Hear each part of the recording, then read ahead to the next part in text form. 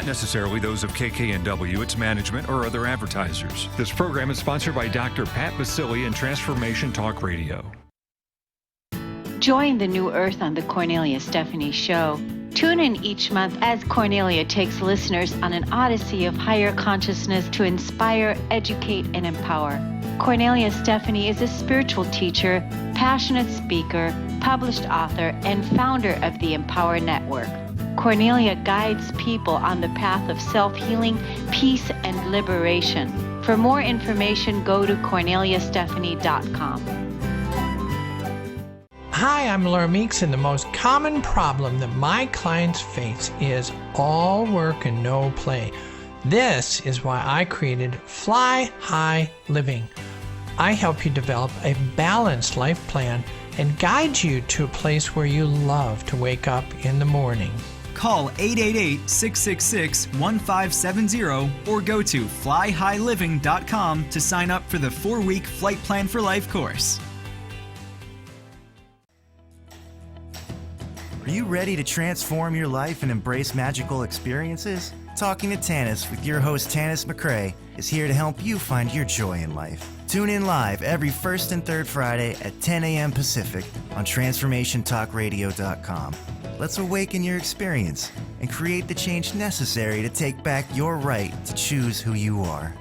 For more about Tanis, visit TalkingToTanis.com. Hi, welcome. This is Dr. John DeMartini. This is one of the most amazing and inspiring shows that you can listen into. If you want to be on the edge of your seats, if you want to open up your heart, if you want to expand your mind, and you want to meet incredible people, stay tuned because you're just about to experience a transformative radio show that will change your life. And you're listening to the Dr. Pat Show that's coming up right next. Welcome to the Dr. Pat Show. Talk radio to thrive by. Powerful, inspiring, and coming to you live, bringing you stories of people like you and me, busting through and living life full out. Get ready to dare to wonder what your life would be like if you knew you could not fail. Everybody, super welcome. We got 2 great shows for all of you today. I want to thank everybody for tuning us in and turning us on, all of you over there on Facebook and right here on the network, of course, and our absolutely 16-year loyal listeners from Western Washington along here with my bud, Benny, and my buds, Benny and Zach, both of you today. Benny, we're waiting for our guests. Great show. We are. They're on their way. They're on their way. Conscious Luck with, very special guests, Gay Hendricks and Carol Kline. Dr. Hendricks served more than 40 years, major contributor to the field of relationship transformation, body-mind therapies. Yep, New York best-selling author, Conscious Loving, The Big Leap. That's him. Carol, #1 New York Times best-selling author, co-author of Happy for No Reason, Carol Kline, Love for No Reason, and 5 books, Chicken Soup for the Soul and Soul series. Okay, so here we are, and we are on the verge of having a conversation with both of them, both of them, Benny. We're getting ready to talk to them because we are going to talk about conscious luck. Now, what do I mean by conscious luck? And what have they written about in conscious luck? And what are the 8 secrets to it? Because I remember growing up, Benny, Zach, I remember growing up. And I remember being called almost all of my life, Benny, almost all of it, even to this day. You, Pat, you are the luckiest person on the planet. You are so lucky. I was so lucky. I was dating somebody back when I was like a teener, 17 years old, and I was dating somebody, and I was so lucky he dragged me to the horse races. And I would go to the horse races, and here we are, and like everybody be like, you got to pick the horses for us. You got to pick the horses for us. And I got to tell you, I don't know a lot about horse racing at all, but I would pick the horses, right? And this went on for like a year. And I finally realized I don't get it. I don't know what it is. I mean, first of all, I didn't like the whole betting on the horse race thing. I love horses. So I didn't like that. But my entire life was like that.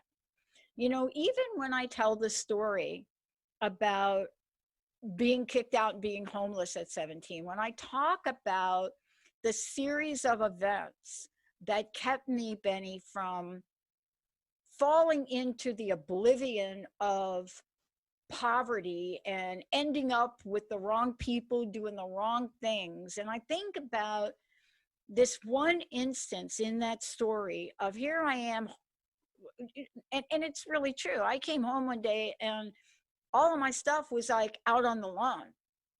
It was like, okay, you don't live here anymore. And I'll never forget that. And I understood why that was happening to me later on in life.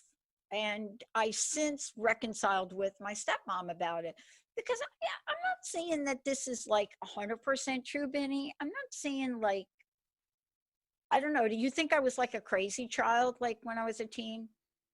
No, I don't think so. No. Maybe Well, we I was all like a had little bit those of that. phases. No, we all had those phases. I went through phases, but I was a little bit out there. My sisters were really out there. That they were like crazy town on steroids. But I was a little bit out there. I mean, I did some things because girls just want to have fun. And I knew that before that song came out.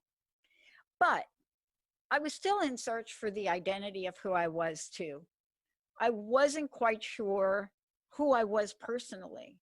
You know, I wasn't quite sure of my life, my makeup, what I felt inside. It was really a journey for me. But the just dropping the "you are lucky" on me, I kind of liked it.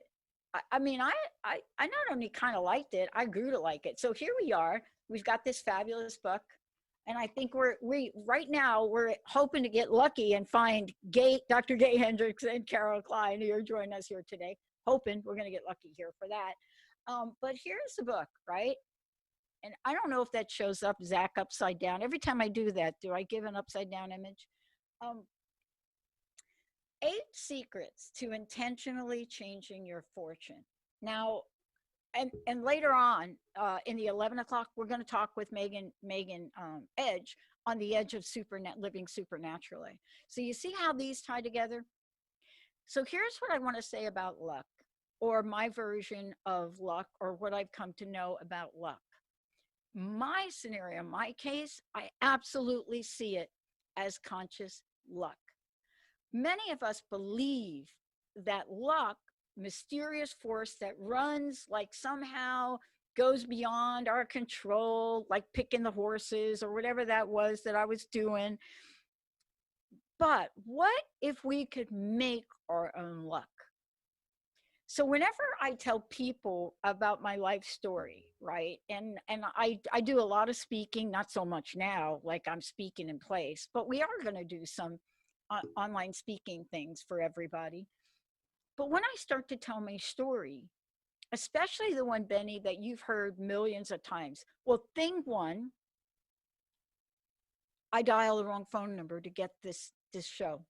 I did. I dialed the wrong phone number. And I dialed in 2003 to an internet station. And this is what Gay Hendricks and Carol Kline are talking about.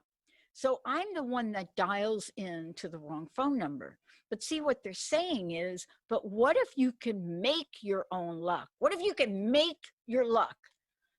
What does that look like? Making your own luck. Does it have a pinch of oregano in it and like a couple of onions? Or what does making your own luck look like? Here's what I think. When I think about numerous examples, I'm telling you, I have so many of these in my life. So grateful. I feel so blessed for some of them. Some of them kept me alive. Just saying, kept me alive. Some of them kept me from horrific, almost accidents and losing people I love.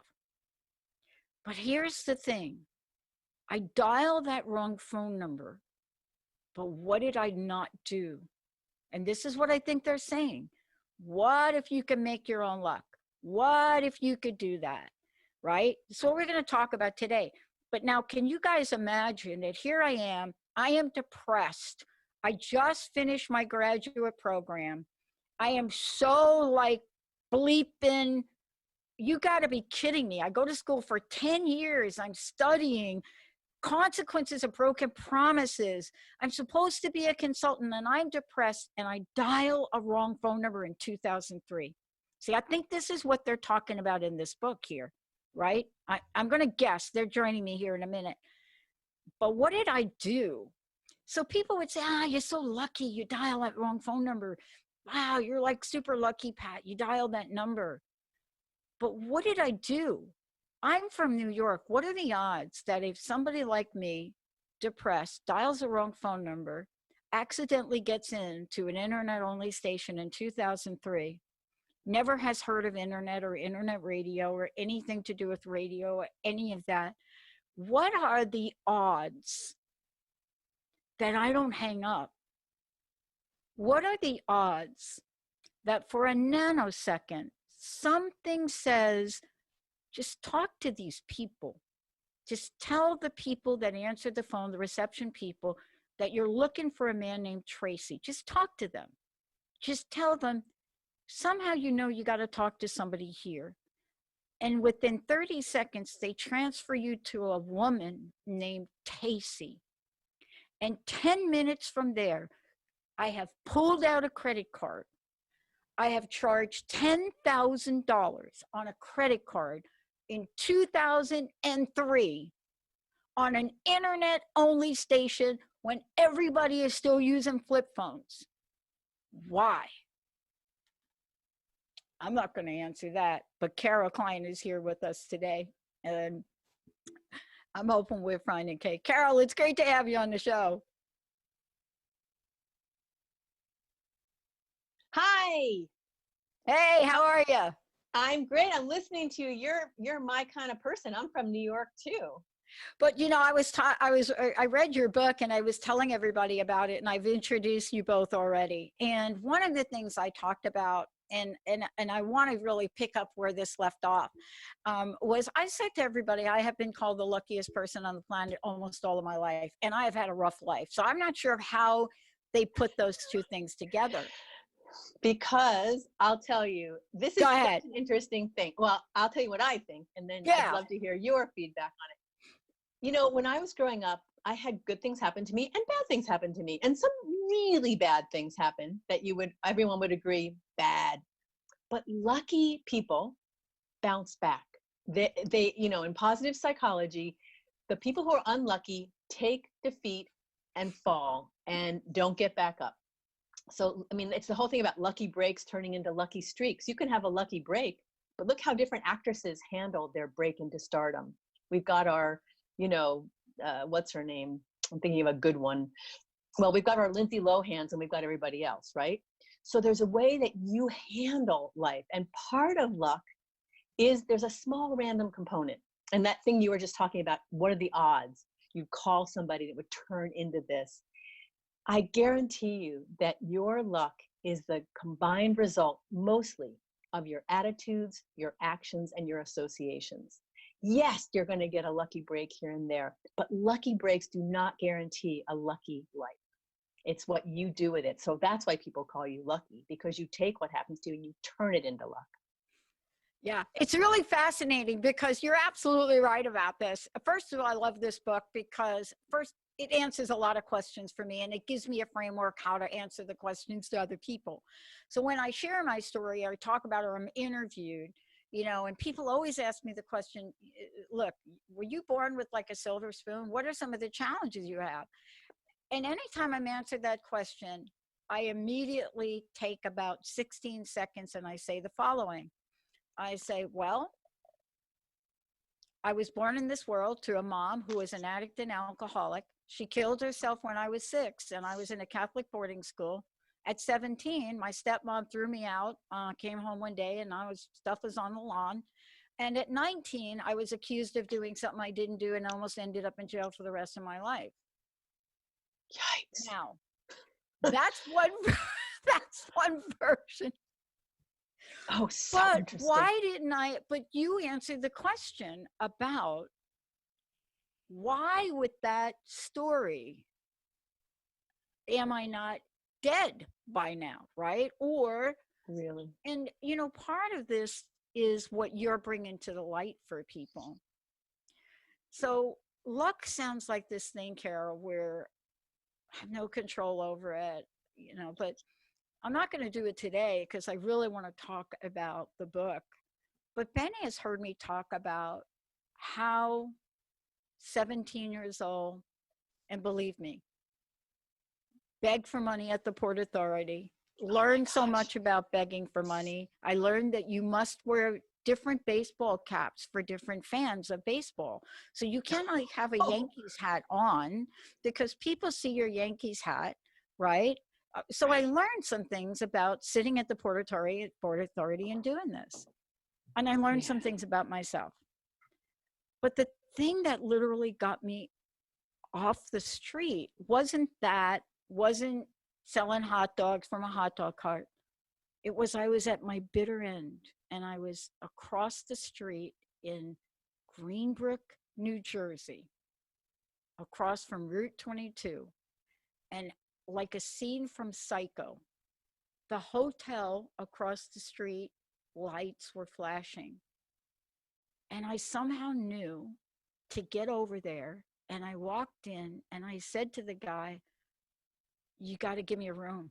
I don't have any money. I'm pretty much going to get a job for the phone company. I know I'm going to get it. But if you don't give me a room, I'm going to do something really bad. And he turned around, Carol, and I started to walk out. And he says, where are you going? He had turned around to get a key. And I'm sharing that story with you because in reading your book,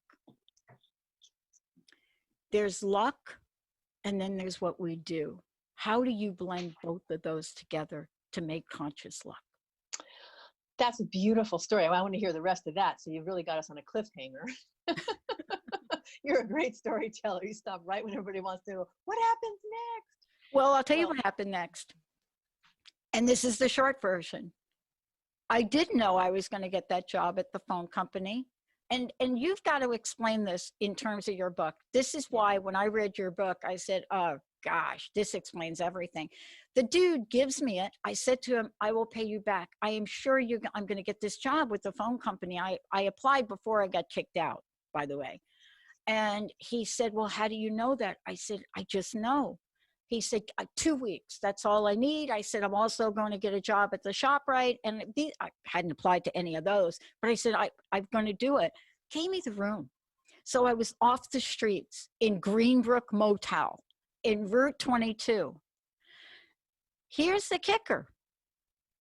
I call Bell Labs and I said to them, I'm checking on my application for the mailroom job. And I said, I'm staying at this hotel. Doris Stoner. See, you can't make this stuff up. You cannot make this. Doris Stoner calls me and says, come in for the interview. And I show up and I am not dressed like a Bell Labs professional. I'm telling you. And I interview and she's asking me a bunch of questions. She looked at me, Carol, and she said, I don't know what it is about you. I shouldn't hire you. You were out 48 days in your senior year. Everything in Bell Labs says not to hire you, but I'm going to hire you. So now, here's the book.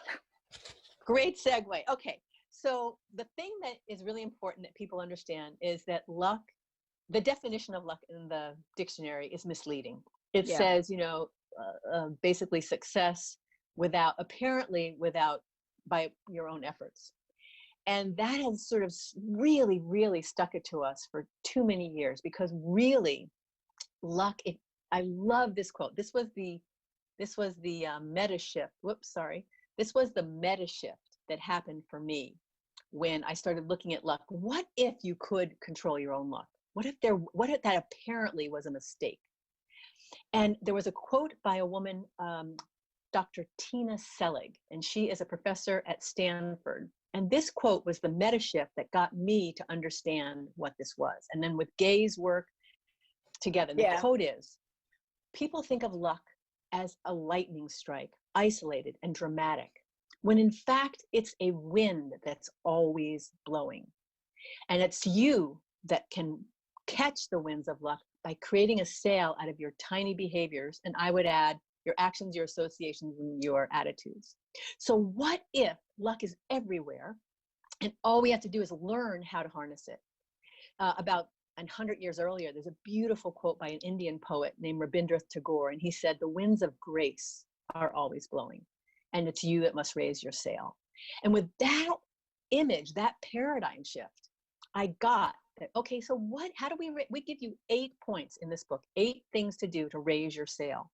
Do one of them, you'll be luckier. Do all 8 of them, I guarantee you'll be luckier. Anywhere, and we actually have, our website, consciousluck.com, we developed a conscious luck self-evaluation tool and focus guide. You can get it free, just go there, just click on a link and they'll send it to you, because it's really important to know where you're sort of falling down in these 8 secrets. There are 4 foundational shifts that you make, core shifts about what you believe about luck, your ability to be lucky, things that block you, your mental conditioning about luck. And you were lucky, and Patty, in more ways than one, because Dr. Pat, this woman looked at you and there was no way she was going to hire you if she went by guidelines, but there was something about you that you had the gumption, you had the moxie to go to that, even though you knew you'd skipped 48 days of school or had been out. That was the thing. My luck started in very much the same way. And of course, we didn't understand it was conscious luck at that time, but we were consciously, intentionally, we had something happening. You went to that interview. I asked somebody, the difference between me being an editor on a book and a co-author on a book changed my entire life. And I was scared to ask. I needed the job. Someone offered me an editor job. It was $35 an hour in 1990 something. And I needed that money, and I stood my ground and I asked to be a co-author on the Chicken Soup for the Soul books. And he said no. And I thought, okay, should I back down and just take that editor job? And this was the moment, my 20 seconds of insane courage. I said, should I send these stories back to you then? Because he had sent me stories. And he said, wait. I was willing to walk away. And that made the difference in my life. That was the road less traveled for me, and it has made all the difference. But that is really what I love about it. And, so for me, when I look at the first step, the first secret, let's call it, in the book, I was so thrilled to have this commit to be a VLP, very lucky person. And the reason I love that is because there are times in my life, and the flip side of what I just shared and what you just shared as well, where there is a moment. What does Gene call it? A couple of people call it, Gene Houston, I think, calls it tipping point or something, but there's a moment, I call it my street smart consciousness moment. There is the moment where you are either going to take that next step and believe something. Forget about even doing it. I'm not even talking about like doing it, but you're going to believe you can, even if it's for a nanosecond. And off you go. But if we are not here, and you could have used a different choice of words here. You use commit. Yep. And I want to talk to you about that, because this is really the game changer between I think I'm lucky, I think I'm lucky. It's like, I think I can, what can you actually do? You come up against something and you have to recommit right in that moment. But this is where you get to evaluate where you are now and how you feel and what you believe, right? Yeah, I think that, so the story of this book, I just want to go back to that quickly, is that Gay wrote this book, Gay Hendricks, who is one of the most original thinkers I have ever met in my entire life. He's a joy, amazing. He's a national treasure or a world treasure. He's fantastic. And Gay and I wrote a book together in 2005 called You've Got to Read This Book. 55 people tell the story of the book that changed their life. And it was a wonderful book to write. Right. And I love that book. And okay, so anyway, I very much, I lost my train of thoughts. Gay is trying to get into this call, so. We'll take a short break. Let's take a short break and we can get him in. All right. You know why? Because we're VIPs. VLPs, very lucky people. We're VIPs that believe in VLP. All right. Oh my gosh, is this like a little rap song we're going to do when we come back, Ben? I'm known to do rap songs. If I start to rap your book, then I know we're having a moment. Benny, Zach, let's go to a short break. We'll be right back.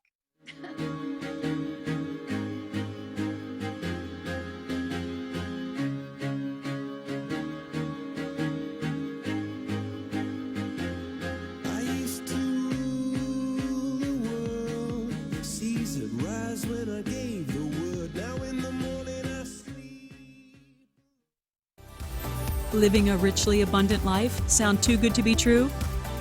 Listen in to Richly Abundant Women with Julie Steelman on TransformationTalkRadio.com. Embrace a vibrant future of breaking free financially and creating a richly abundant life filled with prosperity and growth. To learn more about Julie Steelman and Richly Abundant Women, visit www.juliesteelman.com. Hey, how's it going? If it's stressful or just plain exhausting, New Light Living is here to ask, is this the way you want to live? Join me, your intuitive spiritual life coach and host, Ulrika Sullivan, every week on New Light Living. Discover the power of creative tools to start living every day as your ideal dream day. See your life in the new light. To learn more, visit newlightliving.com. A word of caution, if you prefer the status quo and you are not interested in improving every aspect of your life, this book will trigger the shift out of you. The Truth is Funny, Shift Happens is available now. Author Colette Steffen brings the powerful knowledge and life-changing energy and empowerment from the radio airwaves to the pages of her new book. To get your copy in paperback or ebook, visit thetruthisfunny.com today. Are you willing to challenge everything you've been taught about life and death? Join Angie Corbett-Kuiper on her hit show Beyond Grief Radio, redefining loss and grief as Angie shares through choice, present moment awareness, and keeping an open mind that creating anything is possible, even in death. Tune in every Wednesday at 12 p.m. Pacific on TransformationTalkRadio.com. For more information or to listen to past shows, visit AngieCorbettKuiper.com. The vibration of change, that magical place where life shifts from struggle to ease, from stagnation to forward movement, from old ways of being to new ways of becoming. If you're like I am, it can be rather elusive to get there, but when you are in it, you feel it down to your very core, don't you? And it can positively affect everything in your life, from your relationships to your health and well-being, from your career path to your abundance, from the quality of that inner connection to the fullness of your self-expression. On the Christine Upchurch Show, we explore ways to get into that vibration of change with experts in the fields of consciousness, psychology, spirituality, health, healing, and science. Join me, Christine Upchurch, every Friday at 11 a.m. Pacific Time, 2 p.m. Eastern Time on KKNW AM 1150 and Transformation Talk Radio, and learn new ways to step into your vibration of change. Sweep the streets I used to own.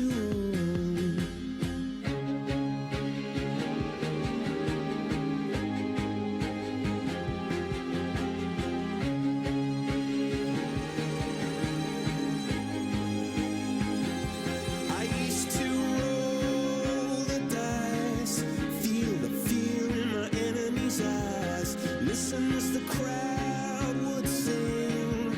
Now the old king is dead, long live the king. 1 minute I held the key, next the walls were closed on me, and I discovered that my castle stand upon pillars of salt. Are we live? I'm live, Benny? You could tell I've been doing this show 16 years when, you're not worried about what your listeners think and you're like, oh, are we really live now? Yeah, we have the best listeners on the planet. I'm telling you, I love all of our listeners. They are incredible. I already got an email on the story I told about luck. I already got a message on that. Gay Hendricks joining us here today. Gay, look, it's so great to have you here. I love this book, and I was telling Carol why. Here's why for me, and then Carol, I want you to hit it up with Gay. I read this book, and I understood the mechanics of why I've been called the luckiest person and the luckiest and unluckiest person. They call me both. So the story I shared with Carol about being born into the world, an addict, commit suicide at 6 years old, she's gone. 17, I'm homeless, and 19, I'm almost arrested for the rest of my life. That's one version of the story, but that's not the happy ending. So Carol, you were telling a story about writing the book with Gay. So let's talk about that, because I think there's a little VLP in here. So this book has a very happy backstory. Very lucky backstory. Gay and I wrote a book in 2005 together with Jack Canfield. We really enjoyed each other. We live in the same small town in Southern California. And in 2011 or 12, Gay and I had, we see each other throughout the years, and he sends me a manuscript called Conscious Luck. And it's in a very different form than what you are holding in your hands, Dr. Pat. Yeah. And it is got some cool stuff in it, and it needs work. So I said to him, yeah, this is great, but it needs some work. And Gay at that time had just started working on writing detective fiction, mystery fiction. And he was really excited about it. He said, you know what? I'm just going to put Conscious Luck on the back burner. I am really having a great time writing this book. So he did. And I tell you, that book, that Conscious Luck haunted me. I would think about it and go, gosh, I want to know more about it. And I think the world should know about this. So about 5 years later, we met in the grocery store, and every time I'd see him, I'd say, what are you going to do with Conscious Luck? And he'd say, nothing. I think he was really getting tired of me asking. And in 2017, we ran into the grocery store, and I asked my inevitable question, Gay, what are you going to do with Conscious Luck? And he said, Carol, nothing. And I went home, and I was chopping vegetables. I remember this, and I thought, I should call him. I should just tell him I'll help him finish it. And so I did. I sent him an email. I was too chicken. I sent him an email and I said, Gay, how would you feel about us doing this book together? And he said, that's terrific. And then I had to do it.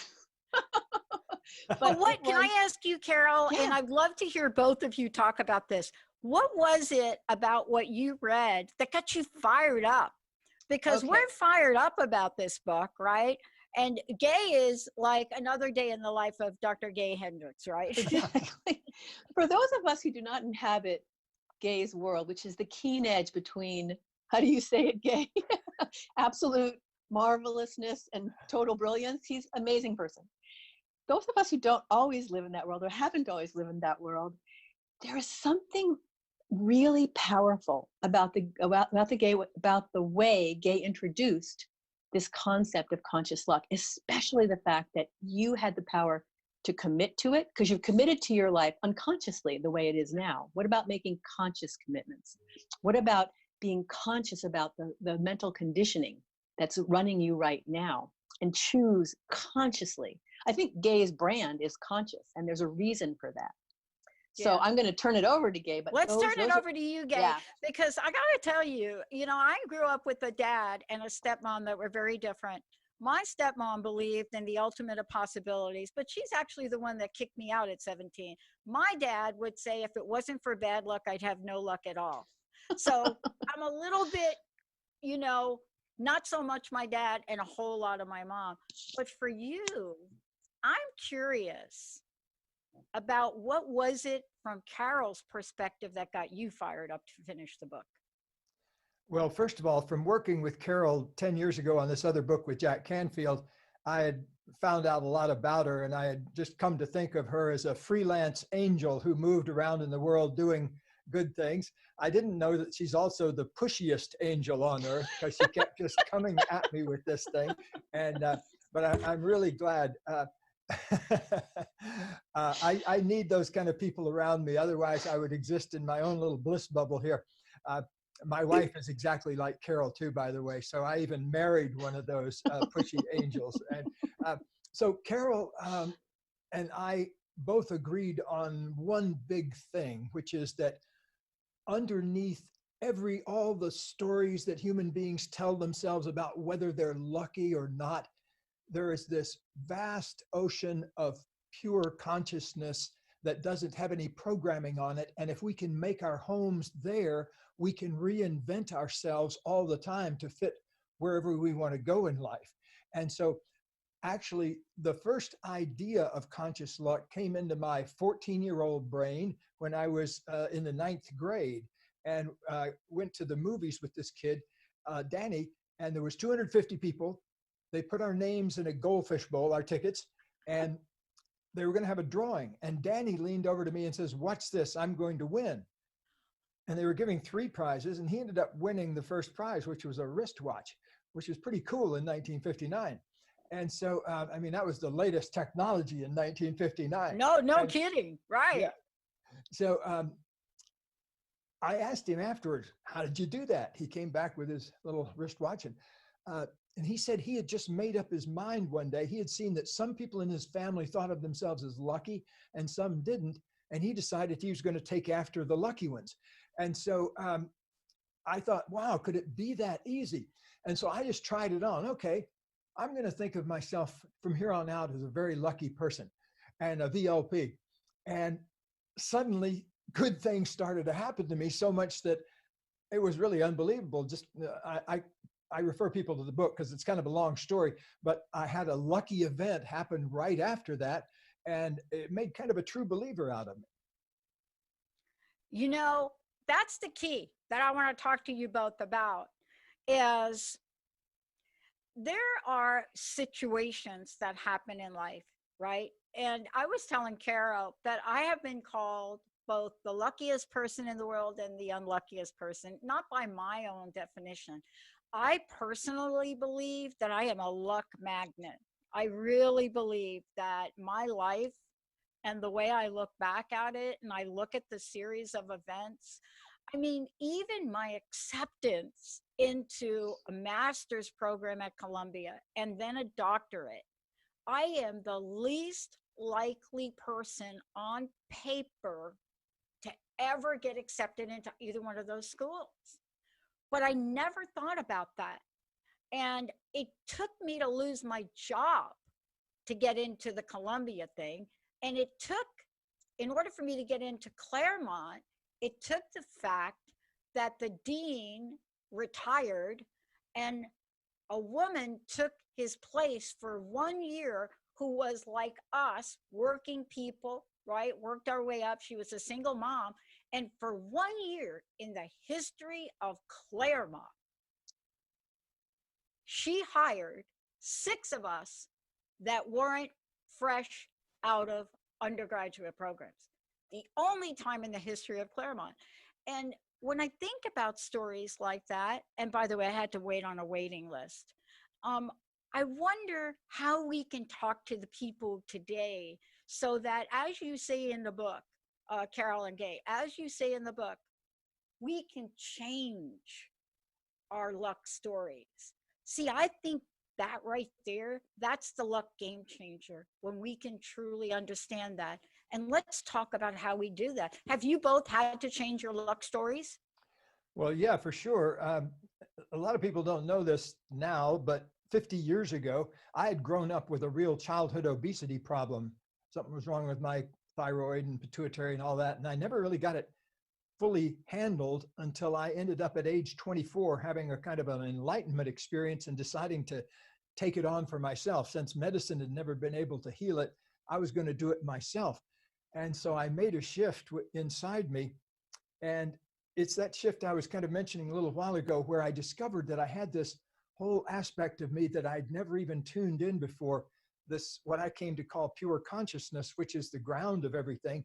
And once you're centered in there, you can reinvent things. And so it's the same creative stuff that runs the rest of the universe. And so I happened to discover this by accident when I was 24, but I used it. And within the next year, I'd lost more than 100 pounds to where I am. I'm 180 pounds. I'm a 6-footer now. So I look more like a athlete than like a pear, which I did when I was 24.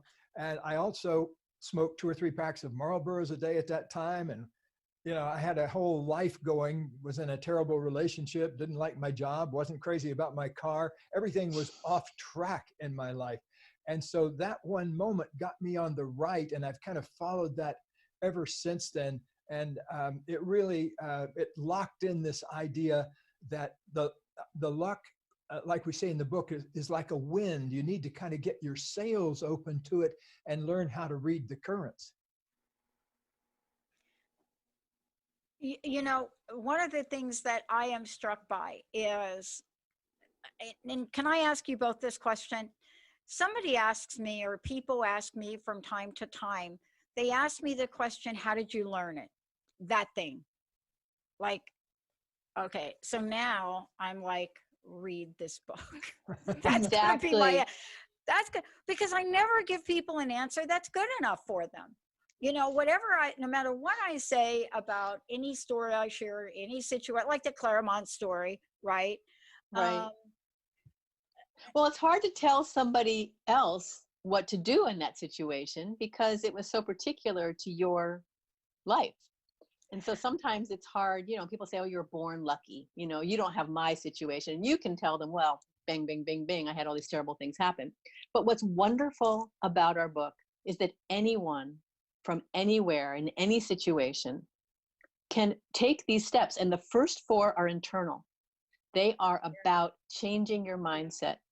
And then the last 4 are daily practices that create neural pathways, you know, things that change and that actually have ripples out into the conscious and out into the, you know, the relative world that we live in.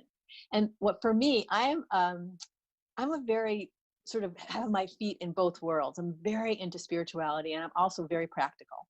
So I love that we've created a book that covers this conscious change, because Gay has a beautiful quote that I often quote. He says, all conscious change begins with willingness.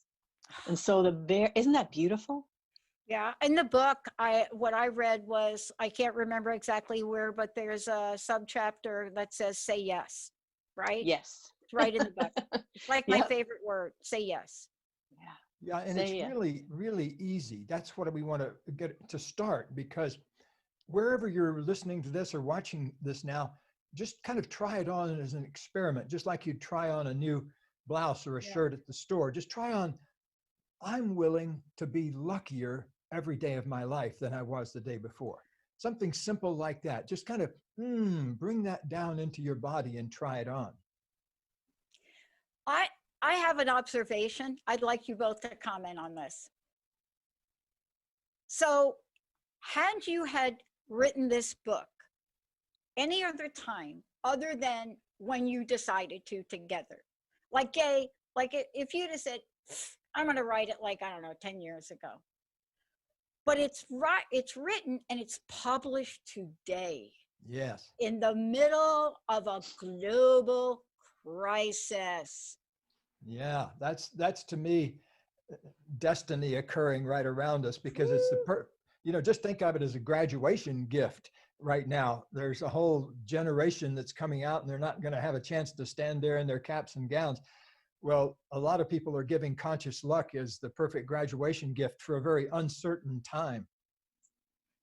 Yeah, I think I talked to educators. One sec, I'm sorry, but the educators I've talked to have said, you know, the big thing in education now is moving the locus of control from external to internal. In a global pandemic with, you know, uncertain job market, homeschooled children, you couldn't get more uncertain, and you couldn't have if you let the locus of control, which means sort of the ability to act and make decisions, come from outside of you, you're going to be lost.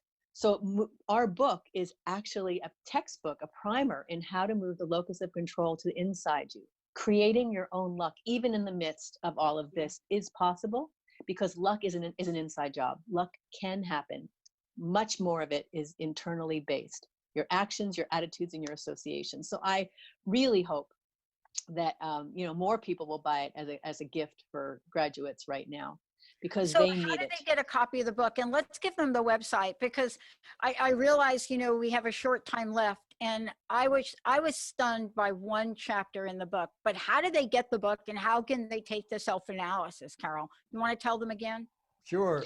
The best way to get it, because there's cool bonuses there, is to go to consciousluck.com and then buy the book there through Amazon, Books A Million, and all the usual places.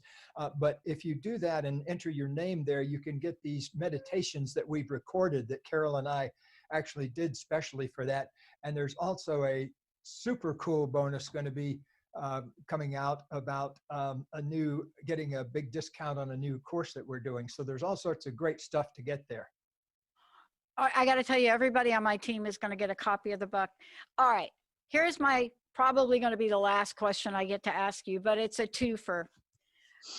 There was a part of the book that I was surprised to find in here, but pleasantly surprised. And then when I got to the fifth secret, I understood why you put it in here. And so I want to talk about the fact that you included beautiful content on shame in the book. That to me, that has always been a game changer for me. And the reason I would like you both to talk about it is because I don't know how myself or others could possibly get to the take bold action consistently without addressing that. Well, thank you. I really appreciate you bringing it up, because it's something that you don't see very many other places. I've never seen anybody discuss this before.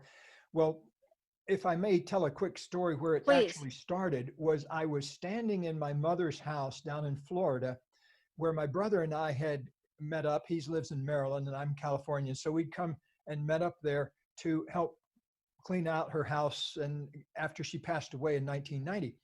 And so I was taking a picture out of a frame, and out of the frame fell an envelope with a letter in it, and it was addressed to my mother, and it was already open and everything. And I realized, wow, this must have been stuffed in the back of this frame way back at the end of the war, the Second World War, because here's what it said.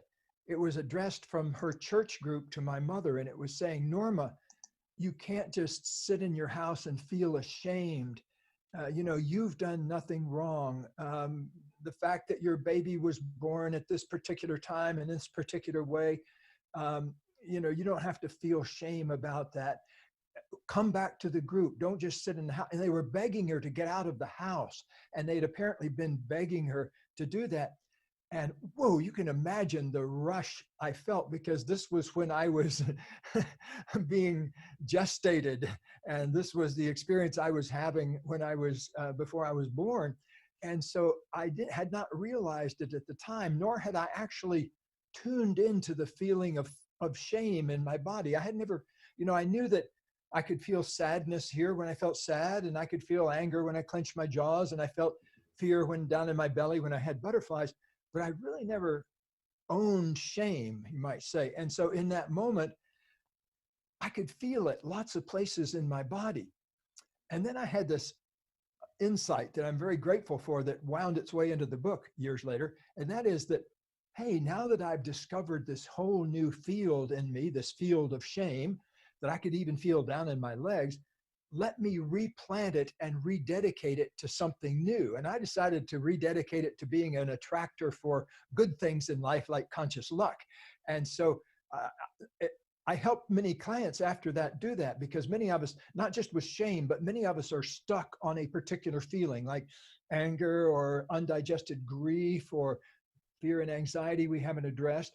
And so I've helped many people reclaim that field and replant it with another crop, a positive crop.